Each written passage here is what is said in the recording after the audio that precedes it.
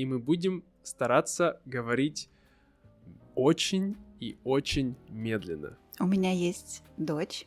И когда я пошел в школу, мне было 7 лет. Хочется играть, а не учиться. И литовский язык ей нравится. Нужно создавать ситуацию, где есть мотивация изучать другой язык. Привет, друзья! Добро пожаловать на мой канал по-русски издалека. И меня зовут Сергей. Сегодня я покажу вам вторую часть нашего разговора с Инной. Мы старались говорить очень и очень медленно, но вы знаете, как всегда, иногда, когда эмоции к нам подходят, мы начинаем говорить быстрее. Однако я все же надеюсь, что вам понравится это видео. В этот раз мы говорили с Инной о ее дочке, о том, где она учится, какие предметы она любит и не любит, а также мы говорили о хобби Инны. Ну что, вы готовы? Поехали!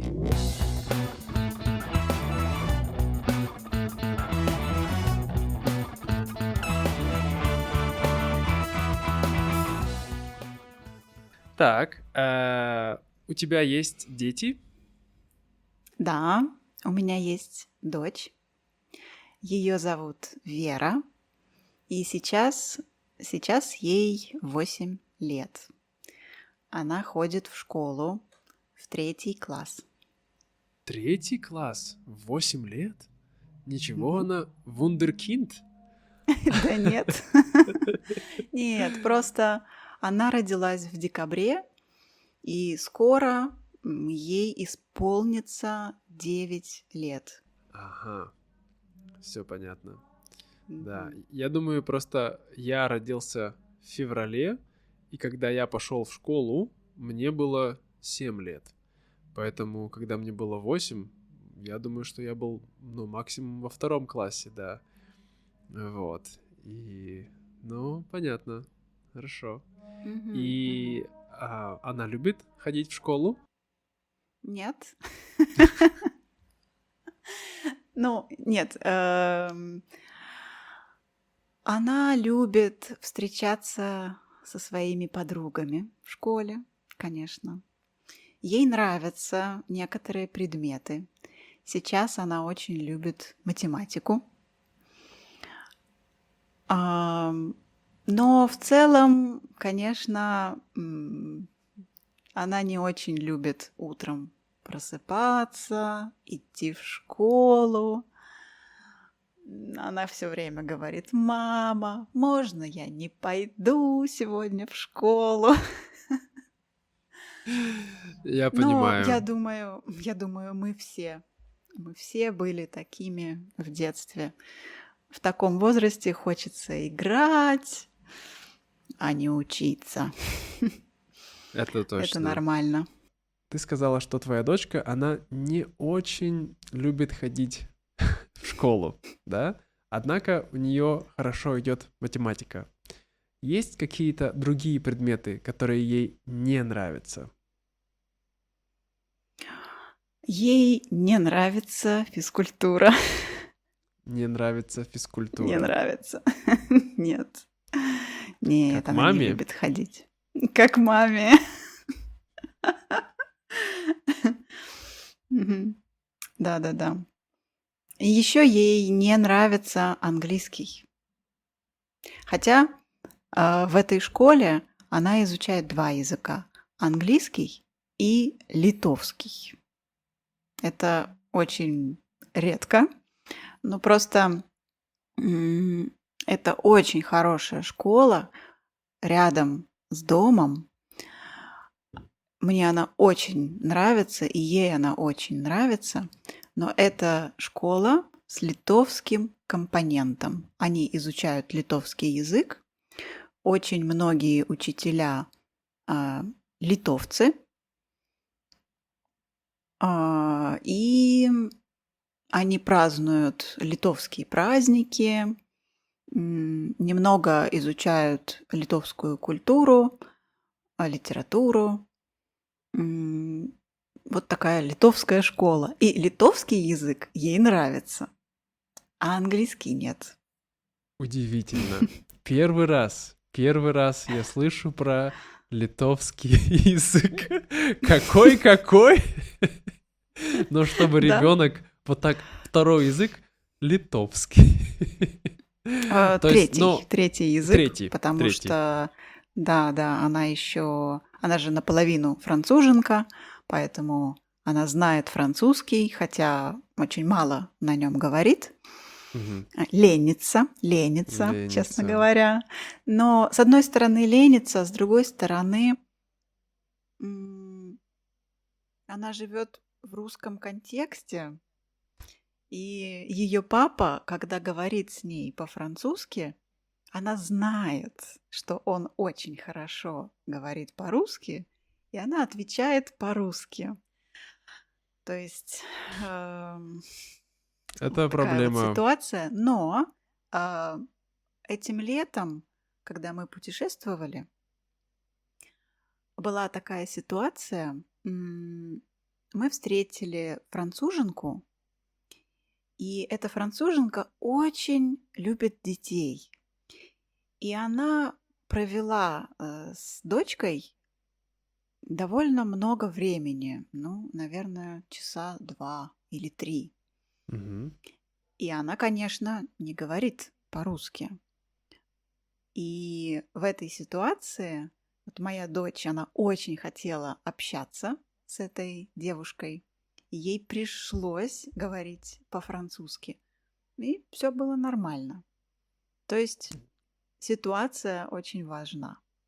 Да, я думаю, что вот для детей билингвов или трилингвов, или как там Билингва. еще, да, важно создавать такие искусственные ситуации, потому что очень легко в естественной среде как бы скатиться только к одному или двум языкам, да, которые легко, которые комфортно.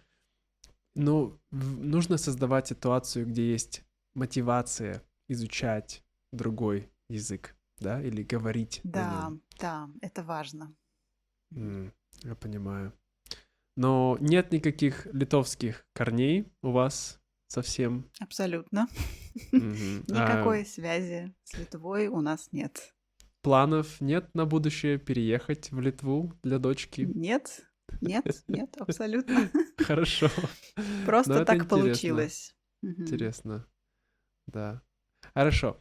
Давай поговорим о твоем свободном времени. Что ты с ним делаешь? Я не знаю, много ли у тебя его, и когда оно все-таки есть, что ты любишь делать? Сейчас, конечно, с дочкой, с работой свободного времени не очень много. Плюс я живу в мегаполисе, и здесь все как сумасшедшие бегают, делают очень много дел, работы. И, конечно, мне это тоже передается. Мне все время кажется, что надо еще работать, еще работать. Но все-таки свободное время у меня, конечно, бывает. И я свое свободное время стараюсь уделять друзьям. М. В Москве сложно встречаться с друзьями. Это большая проблема, потому что город огромный, все живут далеко друг от друга, очень долго нужно ехать куда-нибудь, чтобы встретиться с друзьями. И все очень занятые, поэтому встречу нужно планировать заранее. А, То есть на это уходит много времени, на планирование и на саму встречу. И я стараюсь организовывать такие встречи как можно чаще и проводить время с друзьями. Я очень люблю просто отдыхать с людьми, болтать, общаться, может быть, куда-то сходить вместе, погулять, посмотреть какую-нибудь выставку или пойти в гости, или пригласить кого-то в гости. Иногда мы ездим на дачу к друзьям.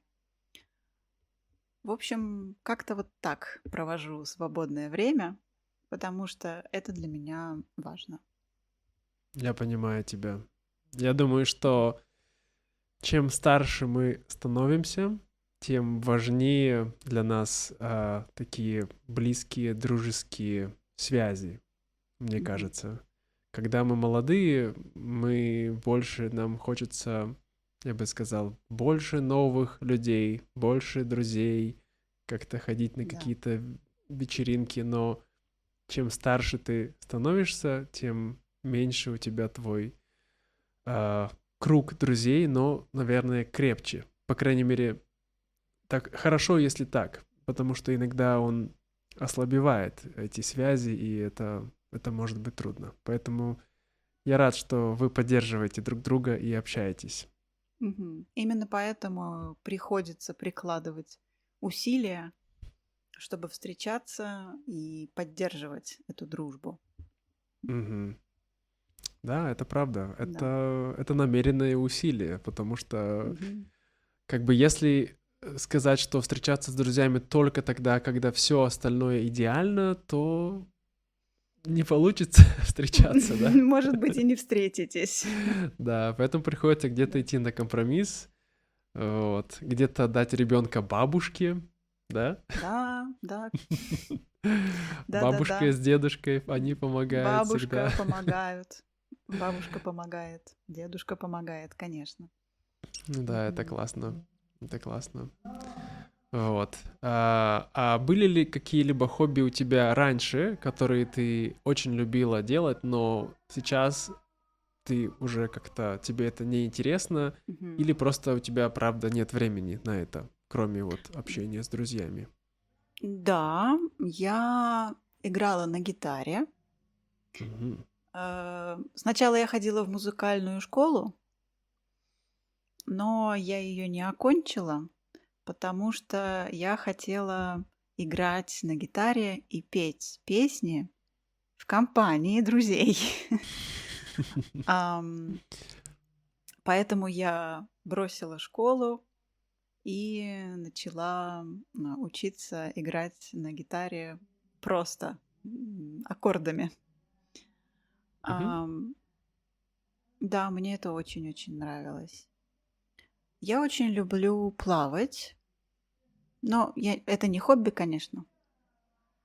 Ну, это как такая, я бы сказал, то, что ты любишь делать, какой-то разновидность спорта, да, потому что это очень интересно, что по-английски, когда люди говорят про спорт, они обычно имеют в виду какой-то профессиональный спорт. То есть, если ты говоришь, я занимаюсь каким спортом, ты говоришь плаванием, люди думают, ты прямо вот чуть ли там не Майкл Фелпс или там что-то такое. То есть, ну вот именно слово спорт. А в русском понимании, как мне кажется, спорт — это просто любая физическая активность, которую мы делаем в свободное время. Да. Вот. Да. Хорошо. Я думаю, что это все на сегодня. Спасибо большое, Инна, что пришла сегодня к нам на канал. Спасибо, что пригласил. Пожалуйста. И, друзья, напишите в комментариях, нравится ли вам такой формат, хотите ли вы больше видеть таких видео, интервью в довольно медленном русском. Надеюсь, у нас получилось. Скажите, это достаточно медленно или недостаточно медленно? Или вы хотите еще медленней? Или чуть-чуть быстрее? Напишите об этом всем внизу. И еще раз не забудьте посмотреть канал Инны. Вот там где-то. И хочу сказать спасибо всем моим патронам. Спасибо, друзья, что поддерживаете меня, мой канал. Я это очень ценю. Любовь. И если вы также хотите поддержать мой канал, вы знаете, что делать. Переходите по ссылочке. Все, до скорого. Пока-пока. Пока-пока.